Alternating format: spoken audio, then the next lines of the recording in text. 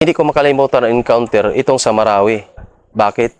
Kasi bago, urban siya, tapos hindi mo alam kung saan yung kalaban.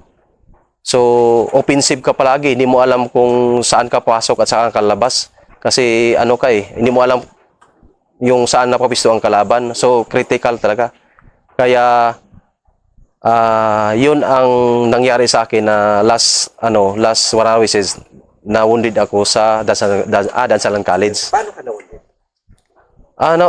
Sa Dansalan College kasi, ang kuan kasi namin doon is, ang kabady namin is, 6 company, 5 at saka 13. So, ang task ng 9 company is, kunin namin yung Dansalan College. Limot ko na kung anong building number yon.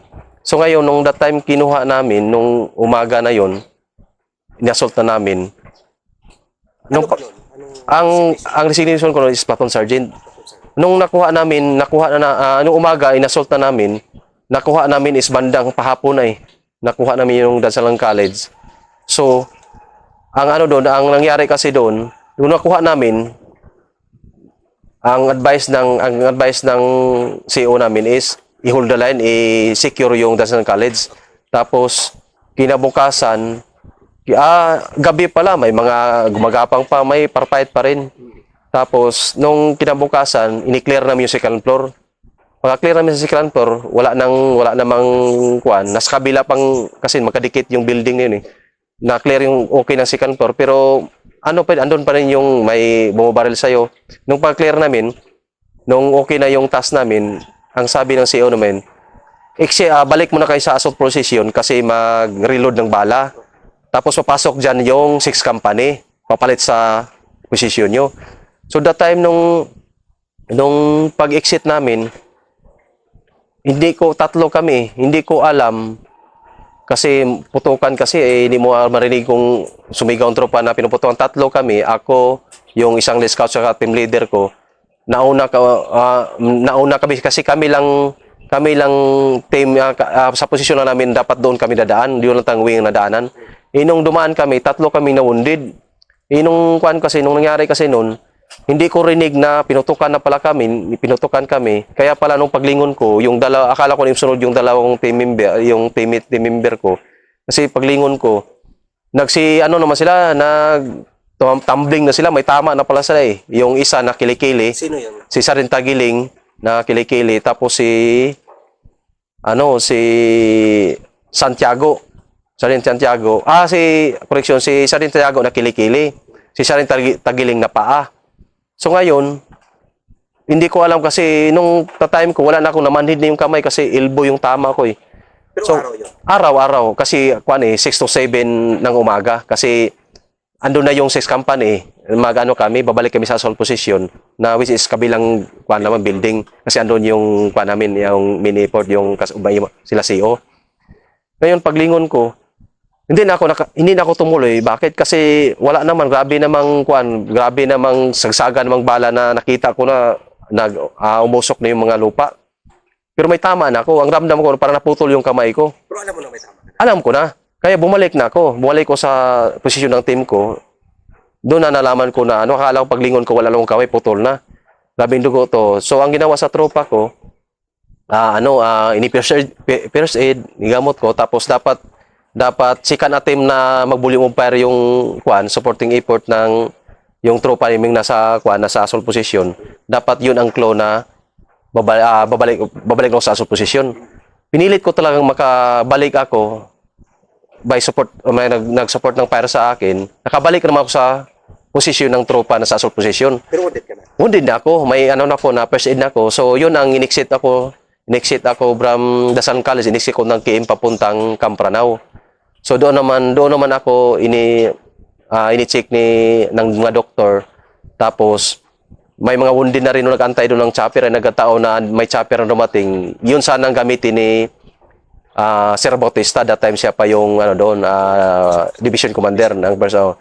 Sasakay may pupuntahan sana siya, sabi niya, hindi, dapat ma-priority itong mga wounded natin na maibak sa Cagayan de Oro. Yun ang that time na doon ako naibak na. So, from Cagayan de Oro, doon ako na operahan. hindi man pwede na makabalik ako sa kuan sa ground zero sa kuan sa Marawi kasi pinabalik lahat kasi sabi ng doktor hindi ka pwede Sergeant makabalik. Bakit? Kasi buto ang tama mo. Baka abot ang taon nito pagaling. Kasi ang gusto ko sana makabalik kasi yung iba, yung mga slide nakabalik eh. Yung kasama mo rin na... Although na ano sila, napunta lang kang Europe pero injikan lang sila ng anti-tetanus o kung anong whatever na ininject nila or ano. Basta pinabalik sila kasi ang tama ilalaman lang so slide lang sila. Pinabalik talaga din sila sa loob. Pero ikaw, Master, gusto mo man? Gustuhin ko naman na gusto kong bumalik, ay hindi talaga pwede kasi sabi na ko niya pwede kasi sa akin naman wala talaga kasi ultimong gagalaw ko, wala na masakit na talaga eh. As in buto kasi ito. Kaya nung sa Bilona ako, ano din ako mahigit 1 taon din ako doon, balik-balik. Kasi buto kasi matagal kasi ang galing kuan pala pag buto tapos may ano pa ito, may ano kasi nakasupport na antena yung bakal. Ano yung nakatama sa'yo? Yun ang hindi ko alam kung anong klaseng baril yun. Basta hindi ko alam kung siguro M16 or M14. Pero ang pagkaalam ko M16 na siguro kasi kung M14 ito, agos kuan ito eh. Pero sa team mo noon, walang patay? Wala namang sa team ko, walang patay. Puro wounded lang. Puro wounded lang sa dala kong tropa. Sa platon ko, puro wounded lang siya. So yung isa din yung sa mahirap kunin yung dansalan natin? Ayan ang pinakamahirap kasi dati yung bago nakuha yung Dasan College, marami tayong may PIP company na galing arena pagpasok kabady namin na nagtago sa niyog na silip sniper na ulo patay. 13 company. Hindi ko magkamali siguro 3 yung namatay siguro. Isa yung platoon sergeant, team leader at saka yung team member yata 3 yun. Yung bago nakuha namin yung dansalan. Bago kayo? Bago nakuha namin yun yung kuha yun. Kasi magkatabig sa dansalan sa kanyang sinasabi ng white building. Hindi ko alam kung yung anong building number yun. Pero tagal yun ako. May na tropa pa tayong 4 na matay nun bago nakuha yung Dasalan College. Nung time ninyo, na-occupy nyo na ba yun? Hindi pa kasi May sumunod pa? nung time namin occupy na namin. Nakuha nyo na yun? Nakuha na namin bago ako na-wounded kasi doon na nag-support sa amin yung 6 company nagkabady. Kaya yung Dasalan College may isang building pa. Yun ang hindi ko alam nung kung paano nakuha yun kasi marami pang laman. Kinuha pa yun kasi may kalaban pa nakaposisyon doon. Marikit kasi yung 3 building kasi yan yung Dasalan College. 3 school siya ba? Pero, sumisigaw ba yung kalaban nung time na yun? Ang kuan ko, may kuan kasi, bumabaril nga yun. May ano din, may kuan. Kasi that time nung hapon na paano na, hindi ko maaninag kasi may lumabas eh. Nagtinginan lang kami, hindi ko binaril kasi siyempre, hindi ko alam kasi may kabilaan, may tropa eh. Nung nagtinginan kami, paglingon ko, iningatan ko siya ng baril, wala na. So yung sa white building na yun, so nung na-find out ko na sa Bilona ako, nagwinto yung tropa, nakuha na nila yun. Akala mo may mga bata, kuan lang pala yun, yung radio. Yung may mga bata na ano ba, umiyak ganong mga bata ba. So nung nakuha sa tropa, nabalitaan ko, ang kalaban nun, hindi ko alam kung nasa mga 2 or 3 na lang, naghulalain. Pero yung nakuha nung yung na pala, yung radio na parang decoy nila eh. Na marinig mo, may bata, parang may mga babae. Pero recorded lang pala yun. Recorded lang. Recorded lang pala yun. So, maro din sila? Oo, siguro. Kasi yung kuan talaga, yun talagang pinakamatagal na kuha eh. O Yung maraming na kuha ng tropa no, na Kia. Anong buwan ka doon? Buwan ko, na-wounded ako noon, July 7 eh. Yung kata na, July 7. Yung kasagsagan pa talaga noon. Nag-start ang Marawi. Nag-start naman yung May 17. May ilang kuan ako. Kasi Bram Basila, nasa operation kami. Siguro pinababa lang kami kasi nag-start ng gulo ng Marawi, pinababa kami. Start ng Marawi, nandun kayo? Negative, start ng Marawi, nung pumutok, ang una dito yung 14 company. Pero ang that time nung nag-start nito, pumutok na ito, nasa taas pa sa Basilan kami, nag-operate pa kami. So nung pagbaba namin, kasi hindi na kami natapos yung parang may kayo ininfo na pinuntahan namin isang area na may target na para pinutukan ng EP50. Andun man yung kalaban talaga, andun marami na recover, maraming ganon kinampuan. Tapos nung that time pina-exit kami kasi na-confirm andun talaga, positive na nakuha yun na patakan ng EP50 yung kampo. Pina-prepare lang kami ng gabi ngayon, kinabukasan loading agad Bram Lamitan to Zamboanga. Tapos tuloy na yun kasi nakaandun na yung si 130 Bram Zamboanga Pier, load sa 6 by, diretso na sa si 130 Bram Yun lang yung dala. Light pack lang dala. Basta operate lang. Yung iba nga, hindi pa nga nakapaglaba eh. Hindi pa, basta yung kung anong suot mo ng operasyon, yung kung ano yung paglaba, yun na rin suot mo pag ano. Para na mag-reinforce kayo. Sa Marawi, oo. Yun lang kung ano. Pagdating sa Marawi, tuloy-tuloy na yun. Tuloy-tuloy na yun. Pagdating sa Marawi, ito, madaling gabi o madaling araw yata yun. Bram Iligan, Bram Cagindero, diretso na ito sa ano, Campranao. Tapos kinabukasan, prepare, orient sa kung ano nangyari dito sa loob, may briefing, tapos nag-ano kami ng ano, nag-rehearse sa CQB, parang rehearsal lang Saglit na. saglit lang na hapyaw na rehearsal. Tinuruan kami ng LRC kung paano gawin kung sa building yung pasok. Parang rehearse lang siya, parang para balikan lang yung pinag-aaralan kasi urban eh. So, Bilang isang platoon sergeant mo, Master, yung sa Marawi, siyempre manibago kayo eh. Hindi kayo sanay sa from urban, from jungle to urban. to urban. Paano mo minomotivate yung mga kasamahan mo? Paano mo sila? Kasi ikaw yung platoon sergeant mo. Ay, yung bilang platoon sergeant naman, eh, malaking responsibilidad yun kasi hindi ka talaga totally na, andun yung sarap mo, dikit-dikit kayo, hindi mo totally talaga, ikaw pumutok, ikaw magkikapaghalo ka, magkipagputukan ka doon. Tinitingnan mo yung tropa kung saan nakaposisyon, kung saan sila pwede mo posisyon. So, may cover ba sila? Tingnan mo kung may tama na ba o wala. Kasi unang attempt ko, may tama agad ako. Yung may tama akong tropa na tamaan agad. Unang salpak sa pader pa lang dyan sa kalye, pina-exit ko na. Tinitingnan ko yung kung saan ang posisyon ng mga team leader at sa matauhan lang kung saan na. Tapos pangalawa yung monitor mo sa radyo para kung ano mga change instruction sa galing ng mga officer sa alam mo. Kasi yun nga bilang platoon sergeant malaking responsibilidad kasi hawak mo yung dalawang team which is 14 tao. So cargo mo sila lahat, dapat wala sila cargo mo lahat kasi responsibilidad mo yun, dapat gusto nating walang mga malaga sa kanila. So, yun ang sa bilang platoon sergeant. Pinang-ingatan mo talaga, di mo ayaw mo mangyari na may tao kang malagas or matamaan. Pero yun nga hindi natin perfect na kasi normal man yan, yung bala naman hindi mamili. So, normal talaga na may matamaan talaga. Kasi encounter yung pintro yun. Gano'ng kadikitan yung labanan? Paano masabing? Dikitan, siguro, siguro, pader sa Dansalan, ang pader niya at saka yung school nasa nasa mga, hindi ko nagkamali, mga 10 meters lang. Pader na siya, school, So, wala kang ibang daanan doon, yun talang daanan mo. So, ang ginawa, volume of fire, saka didikit kayo sa gilid ng building. So doon naman mag-start na kung nakadikit na kami. Ay bago pa kami nakadikit sa pader, sa bakod pa lang kami, may natamaan na kami. Tapos nung nadikit na namin yung pader, doon na kami nag-stay hanggang naghapon kasi di ka pwedeng kasi open kasi wala ibang kamadaanan kasi di ka pwedeng papasok na na maliwanag kasi kita-kita ka sa kasi isang entrance dalawa lang eh. Kung may entrance man magbubutas ka pa. Hanggang hapon na namin na search na at least wala tayong mag-reply na kalaban na.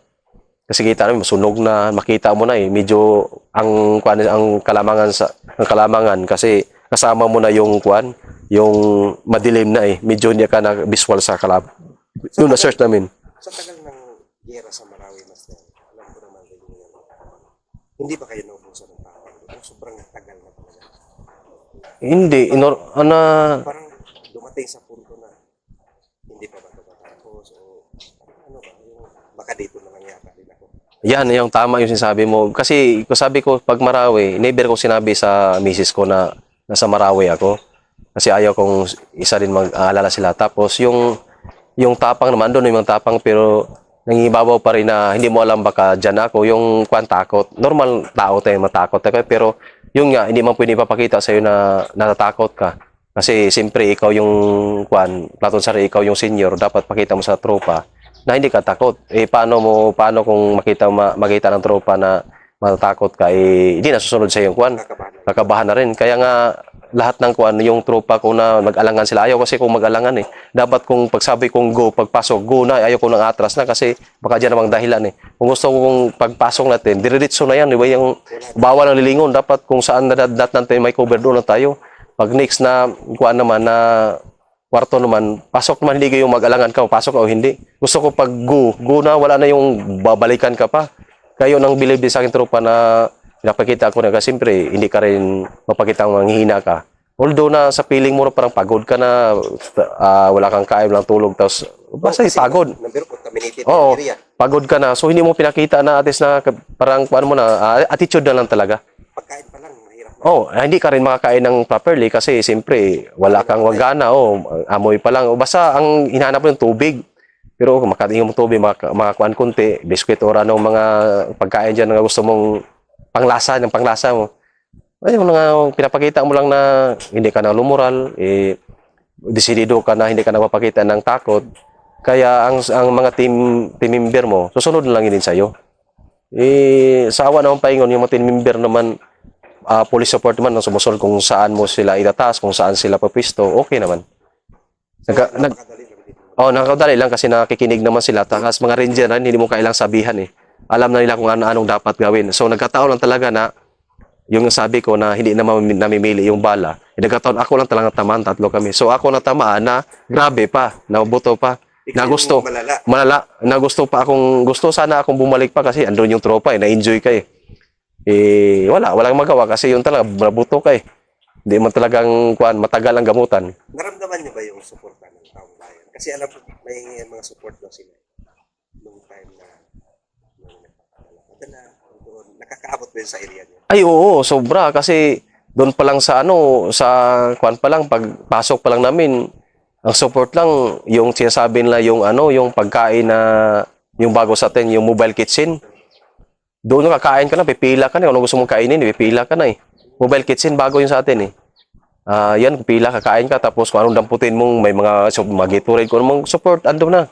Tapos nung sa loob ka na, pinapadalahan ka man kung anong gusto mo. Kung yung mga support na, kung hindi ko alam kung saan galing, basta support na anong needs ng tropa sa loob, nakaabot talaga doon.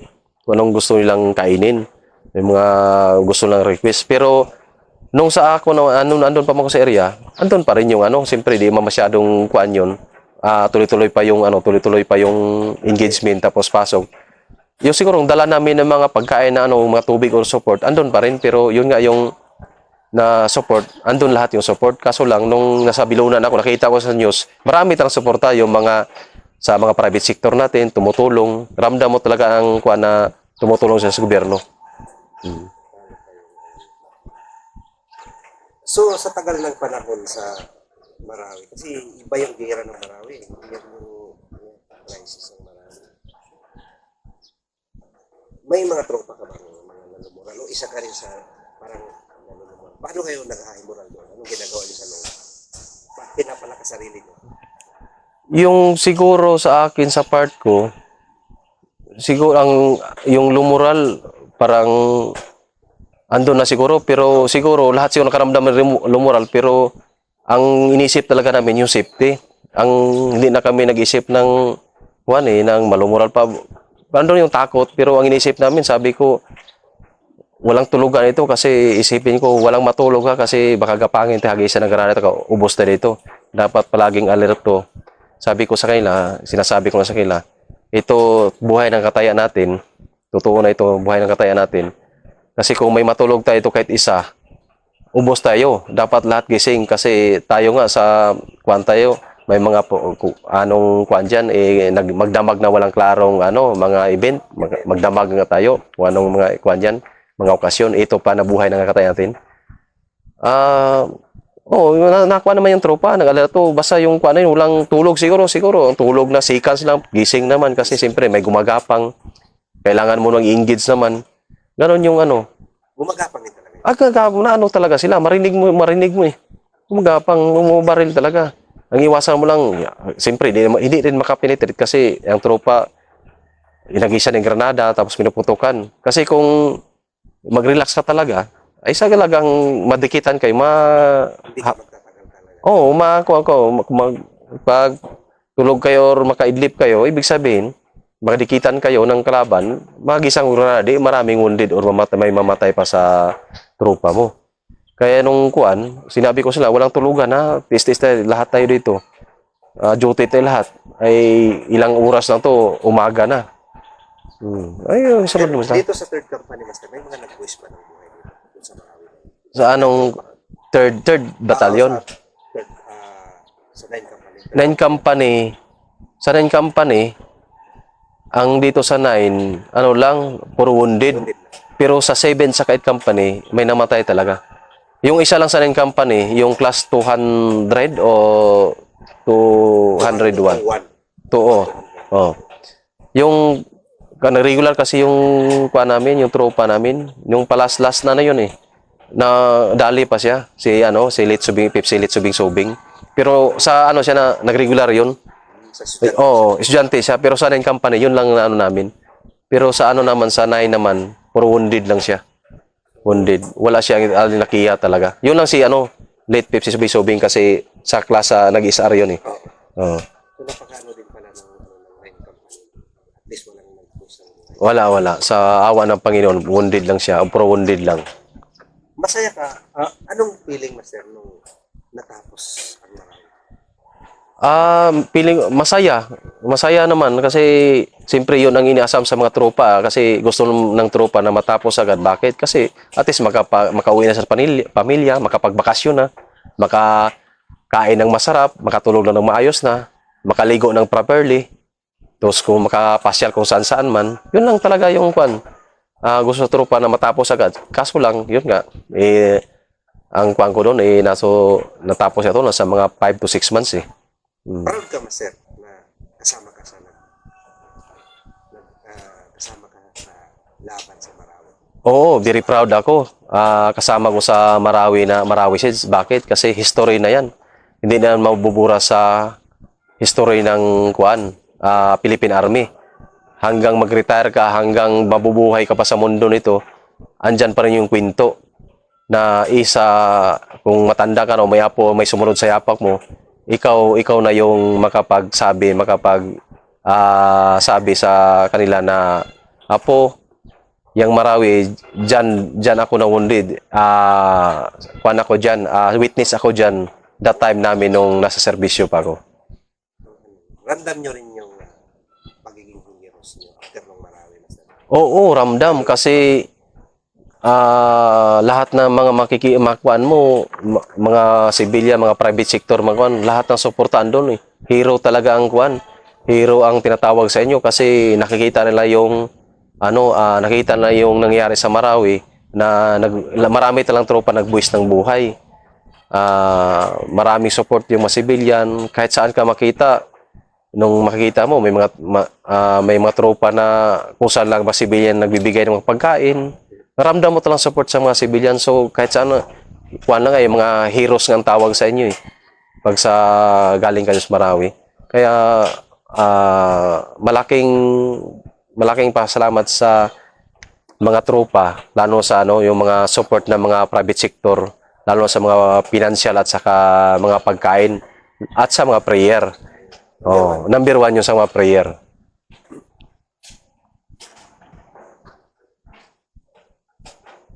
Ito, Master, ano yung unit na hindi ko nakalimutan? Yung unit na hindi ko makalimutan, anong siya? Kahit anong unit. Anong unit na hindi ko makalimutan? Una, itong 9 company kasi dito na talaga ako dito na ako tumagal at lumaki hanggang ngayon nagsiservisyo. Saka never talaga akong pinabayaan ng mga tropa at saka pinabayaan ng mga officer na come and go lang sa company. Kasi maraming iba na P3, pinabayaan na, nilipat na ibig kong sabihin, P3 ka na, hindi ka na pakinabangan, nilipat ka na sa headquarters regiment. Lahat ng P3. So, nagtaka ako bakit hindi ako pinalipat ni CEO. So, hindi ko alam kung anong purpose niya. So, nalaman ko lang pala nung purpose pala, doon ko nalaman na hanggang ngayon niretain ako sa 9 company kasi siguro may ambag ako tapos kahit wounded veteran naman ako, ginawa akong layason sa Port Bonifacio. So, mga dating CEOs, dito pa rin sa akin, nakikisuyo na mga admin matters, kung ano mga kuan. So, malaking tulong talaga. Kasi kung nilipat nila ako, kung na-transfer ako ng Ibisara noong that time, siguro, nalipat na rin ako. Siguro, malamang nagpalipat na rin ako sa Ariscom. Kasi yun ang kuan eh. Lahat ng mga P3, mga kuan, pinalipat pinaparito sa Ariscom. So siguro, Ariscom na rin nasiro ako noong that time kasi nag-volunteer rin ako. Ariscom na. So ngayon, hindi man So, malaki din. malaking tiwala ng mga CEO dito sa dating ng kamay sa mga tropa. Kasi kung nangyari noon, binigay nila ako sa headquarters. So ngayon nga di na ako nga bas-basa binigay, pinabalik pa ako doon sa company. Binibigyan pa ako ng posisyon na panibago. So ako, nagpapasalamat din ako sa mga CEOs na na-relieve na lipat na sa ibang units at saka yung mga latest na bagong mga CEO natin ngayon. CEO ngayon. Ano yung accomplishment mo sa unit mo, Master, na hindi mo makalimutan Ang accomplishment ko sa unit na dito sa baba? siguro sa parting kuan sa operation naman.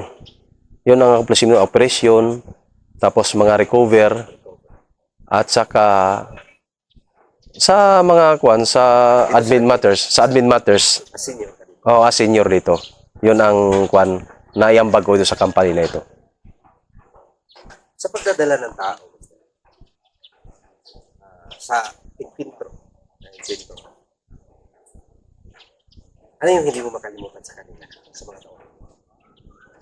Yung sa ano kasi, yung sa na-experience ko sa simula nung dito ako sa operating troops. Ang ano kasi, ako bilang noon, team member ako, doon din ako kumukuha ng mga style, mga TTP sa mga senior, yung team leader, mga sergeant, kung paano nila nilalang tao, paano nila magkuhan. Kasi yung mga senior kasi, mas ano na yun, mas experienced na yun. Doon ko rin hinigot sa kanila kung paano ako magdala ng tao na bilang na point ako bilang team member. Yun rin pinapakita ko sa kanila na kung paano magdala ng tao. Sa kuan naman sa operation, ma-encounter at saka in-encounter, yun pa rin yung sinusunod natin yung mga natutunan natin sa pagre-ranger natin na wala siya kung baga alam mo nang dapat gawin kung in case na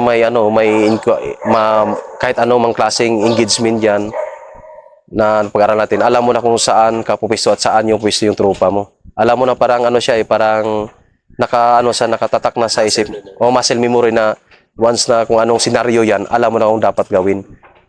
Yun na talaga yung kalamangan sa bilang isang ranger. So, saan ka mas strict? Sa baba o sa taas? Ako mas istrikto ako sa taas kasi yun nga yung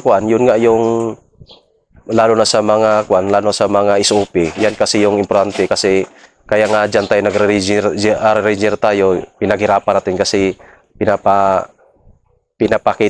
pinaturo nila ito ang dapat gawin natin. Kasi para hindi tayo malagasan or matamaan ng tropa. Kaya dito kayo nag-aaral natin, nag-schooling tayo ranger kasi dituro yung dapat na tamang gawin pagdating sa Real Macoy na. Kasi alam mo nang dapat gawin, huwag kang mag-violate kasi ang katumbason buhay. Yun ang na-experience ko as bilang graduate ng ranger. Pero dito sa baba, hindi ka naman. Sa baba naman, sa baba naman, hindi naman ako masyadong sa baba. Depende sa area. Kasi ang mga tropa naman nagpapaalam, body system. Saka ang naman pag dito naman sa company, moral naman pag walang operasyon. Andyan naman yung moral na binibigay sa mga commander, sa mga per sergeant, sa mga senior na kung anong gusto sa tropa. Basta yun lang yung iwasan lang yung hindi pwedeng gawin natin kasi bawal. Alam na natin yun. Saka ang kwan sa company naman, never namang mangyari sa ibang mga infantry battalions. Kasi ang pinaka-safe talaga lugar sa loob ng kampo, safe ka talaga. Pag once lumabas ka na sa labas na kampo, di na yan safe. Pero yun nga ang sabi na safe, pero di naman sa company depende sa kuan kasi unit. Kasi sa mabalitaan naman sa ibang units na sa loob ng kampo nagbarilan na gano'n. Oh. Pero so para sa ranger sa company 20 years. sa 20 years na sa serbisyo never akong kuan na nagbarilan na kuan. Mayroon namang minimal lang yung mga kuan lang yung mga sigawan, alam mo na yung mga kuan, mga tawag nitong paalala ng mga tropa, pero hindi never namang nagkumuha ng baril, ganon. Hindi never nang nanuntok ng senior. Wala. Pag sabi ng dito sa ranger sa company kasi, pag alam mong junior ka talaga. Kahit kasalanan mo o hindi mo kasalanan, junior ka talaga. So ang kuan nito, ang camaraderie dito sa ranger company, talagang disiplina talaga. Alam nila kung anong kuan nila, anong rank at saka anong posisyon, kung junior talaga sila. O disiplina ang gabi, ang bilib ako do sa ranger company. Talagang hindi mo talaga matarawang kahit saang unit ka pumunta. Pag sa ranger, grabe talagang disiplina.